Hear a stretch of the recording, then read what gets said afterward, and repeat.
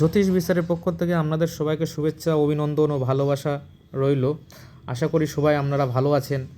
আজ আপনাদেরকে বলবো গ্রহ অনুযায়ী পাথরের সাথে সাথে কোন ধাতু ধারণ করলে শুভ ফল এবং ভালো ফল পেয়ে থাকবেন। প্রথমে আপনাদেরকে জানাবো রবি গ্রহ সম্পর্কে। রবি সম্পর্কে যদি বলেন তো তামা, সোনা ও তামা আপনি ব্যবহার করতে পারেন। চন্দ্র সম্পর্কে যদি বলে থাকি আপনি শঙ্কের ধাতু ব্যবহার করতে পারেন। মঙ্গল গ্রহের জন্য আপনি ব্যবহার করতে পারেন লাল তামা। এই লাল তামা খুব সুফলদায়ক, আপনি লাল তামা মঙ্গলের জন্য ব্যবহার করতে পারেন।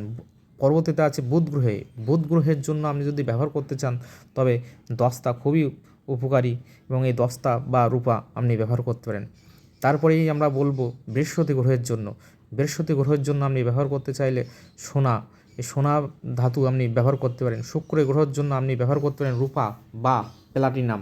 ধাতুটা একটু দামি হলেও খুব সুফলদায়ক, আজ রূপা বা প্লাটিনাম এটা ব্যবহার করতে পারেন। শনি গ্রহের জন্য সীসা বা লোহা দুটোই আপনি ব্যবহার করতে পারেন।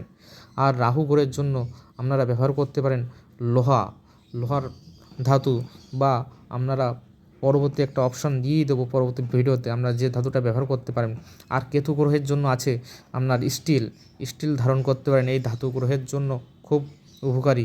এবং পরবর্তী ভিডিও আমরা যদি আপনাদের যে গ্রহের সম্পর্কে জানাবো সেটা হলো কোন পাথর কোন আঙুলে আপনারা ধারণ করে থাকবেন। সুস্থ থাকুন, ভালো থাকুন।